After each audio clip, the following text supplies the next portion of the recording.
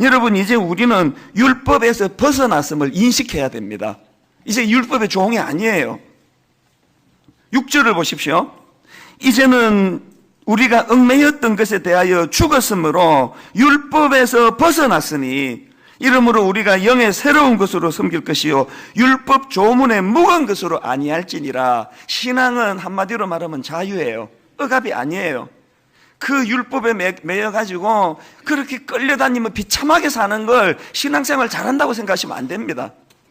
갈라디아 2장 19절에도 내가 율법으로 말미암아 율법에 대하여 죽었나니 이는 하나님에 대하여 살려 함이라. 여기도 지금 내가 율법에 대해서 죽은 거예요. 바울은 이 갈라디아서에서요, 이 구절뿐만 아니고 이 사실을 막 얼마나 강조하는지 모릅니다. 왜 그러냐 하니까요, 갈라디아 교회는 바울이 개척한 교회거든요. 그랬는데 이제 바울이 그 교회를 떠나고 난 이후에 교회에 어려움이 찾아온 겁니다. 어떤 어려움이냐? 자, 갈라디아 1장 6절을 한번 보십시오. 그리스도의 은혜로 너희를 부르신 이를 이같이 속히 떠나 다른 복음을 따르는 것을 내가 이상하게 여기노라. 교회가 지금 진리에서 벗어난 이상한 걸 따르고 있다는 걸, 이걸 다른 복음으로 표현하는데 이 배경이 어떤가 하면은요, 이제 바울이 갈라디아 교회를 떠난 이후에 거짓 교사가 들어와 가지고 갈라디아 성도들을 어떻게 미혹하느냐? 바울이 강조하는 거, 예수만 믿으면 구원받는다는 거 틀렸다는 거예요. 물론 예수도 믿어야 되지만 할례도 받아야 된다. 물론 예수도 믿어야 되지만 율법을 잘 지켜야 구원을 받는다. 이걸 강조하는 거짓 교사들에게 교회가 지금 흔들흔들거리고 있다는 거예요.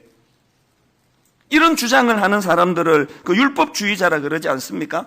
이 율법주의자들의 거짓 가르침에 갈라디아 성도들이 지금 너무나 미혹에 넘어가서 혼란을 겪고 있다는 소식을 들은 바울이 참 아픈 마음으로 그들을 지도하려고 쓴 책이 갈라디아서예요.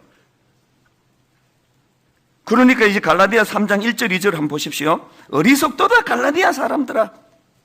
제가 이제 이제 은퇴를 하거나 그래가지고 이 교회를 떠나고 났더니 막 여러분들이 이제 미혹하는 그런 거짓 교사들한테 속아가지고 막 이상하게 되면은 제가 여러분께 편지 쓸 거예요. 어리석도다 분당 우리 교회 성도들아. 그러면서 이제 편지를 쓰는 게 지금 그 상황이에요. 어리석도다 갈라디아 사람들아. 예수 그리스도께서 십자가에 못 박히신 것이 너희 눈앞에 밝히 보이거늘 누가 너희를 꾀드냐?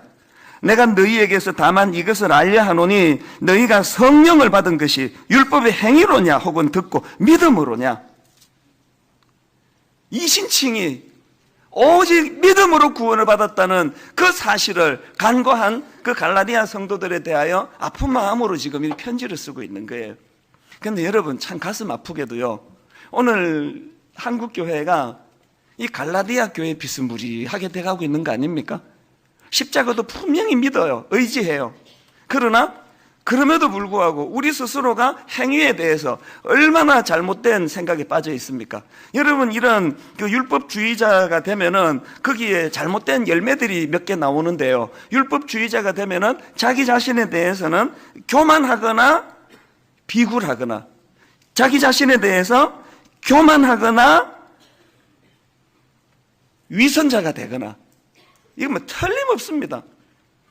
별 중요하지도 않은 그것 좀 지킨다고 우쭐해가지고 사람들을 눈아래로 깔고 보는 이런 사람도 율법주의자고요. 반대로 여러분, 우리가 율법을 지키면 얼마나 지키겠냐고요. 자기는 아는 거예요. 자기는 내가 지금 율법을 잘 못 지키고 있다. 자기는 아니까 잘 지키는 척 자꾸 이제 위선을 떨게 되는 거예요. 목회자가 이쪽으로 가게 되면요, 신경쇠약 걸려 죽어요. 제가 쓰는 정책을 잘 아시죠? 저는 다 까발켜요, 다. 어차피 나는 그런 완벽한 사람이 아니라는 걸 저는 막 어디 가서든 다 까발켜요. 다 까발키고 나니까 잠이 얼마나 잘 오는지 몰라요. 숨길 게 없습니다. 부끄러운 거 그냥 다 뭐하러 속에 넣고 있습니까? 어차피 저는 죄인이고 제가 어떤 행위로 구원받은 사람이 아니기 때문에 제 연약한 부분을 감추려고 에너지를 쓰고 싶지 않은 거예요. 이거 다 드러내는데 율법주의자들은 그게 안 돼요. 그래서 율법주의자들은 우선 표면적으로는 거의 교만해요. 나는 이런 걸 지키고 있다는 걸 어떻게 해서든 이제 드러내려고 애를 쓰고, 반드시 이런 사람에게 나타나는 게 타인에 대한 비방이에요. 율법도 못 지키는 것들이. 한때 제가 율법주의자였거든요. 저는 고신이라는 엄청나게 말씀을 사랑하고 말씀을 지키려고 애쓰는 교단에서 자랐기 때문에, 이 고신에서 자라니까 그냥 주일날 돈 써도 안 된다 그러잖아요. 그것도 제가 눈물로 지켰습니다. 돈 정말 안 썼습니다. 그리고 또 주일날 공부도 해서도 안 된다는 거 감사함으로 지켰습니다. 저쪽 주일날 공부한 적이 없습니다. 술 안 마셨고요, 담배 핀 적 없고요. 그렇게 말씀 안에 사는데 이 문제가 뭐냐? 사실 여러분, 이 술, 담배 안 하는 게 굉장히 우리가 공동체의 약속으로서 중요하긴 하지만, 술, 담배 한다고 지옥 갑니까? 이건 진리에 있어서는 본류는 아니에요. 선교사님들이 와서 보니까 그 조선 사람들이 막 너무 생활이 문란하고 그렇게 음주가무에 빠져 있으니까 그리스도인들이 거룩을 위해 가지고 이런 룰을 지키면 좋겠다고, 그것들을 지키는 건 참 좋은 일이지만, 제가 술, 담배 하는 그 대학생들, 제가 이제 대학 다닐 때 얼마나 제가 눈 아래 깔고 봤는지 모릅니다. 저게 예수쟁이냐, 저게. 술 처먹고 저게. 나는 지금 술을 안 마신 사람이야. 한 번 어떻게 실수로 마시긴 했지만.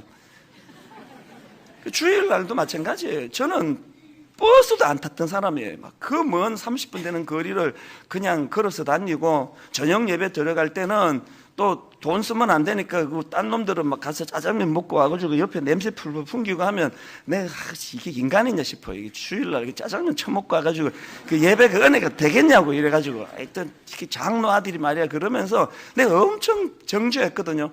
근데 중요한 건 뭐냐? 배고파 죽을 것 같으니까 말씀에 은혜가 안 되는 거예요. 그 예배는 율법을 지키느라고, 또 율법을 저녁 예배 또 안 드리면 안 될 것 같아서 앉아는 있지만, 막 하여튼 목사님 얼굴은 밥그릇 같고요. 설교 길게 하는 설교자는 내가 분노했습니다. 자기는 저녁 잘 먹고 안 오니까 저렇게 힘이 남아서 설교 저렇게 길게 하는데, 난 지금 점심 때 국수 한 그릇 먹고 와가지고 배고파 죽을 것 같아. 어떻게 설교 저렇게 길게 하느냐고. 이게 제대로 된 신앙입니까, 이게? 차라리 지금 생각하니까요, 짜장면 사 먹고 배 든든해서 집중해서 말씀에 은혜 받는 게 그게 더 좋았을 것 같아요. 저녁 집회는 뭐 거의 은혜를 못 받는데 그 율법을 지켜야 되니까 제가 예배마다 참석한 거 아닙니까? 저 여러분 믿어주시지만 믿어주세요. 저 여전히 술, 담배 안 합니다. 여전히 안 합니다. 저 여전히 주일날 저 돈 안 쓰거든요. 저 주일 성수 잘합니다. 그러나 달라진 게 뭔지 아십니까? 이걸 가지고 우월한 생각 가지지 않습니다. 이것 가지고 누구 정죄하지 않습니다. 우리 성도 중에 누가 아직도 담배를 핀대더라, 그 절대로 그 사람을 정죄하지 않습니다.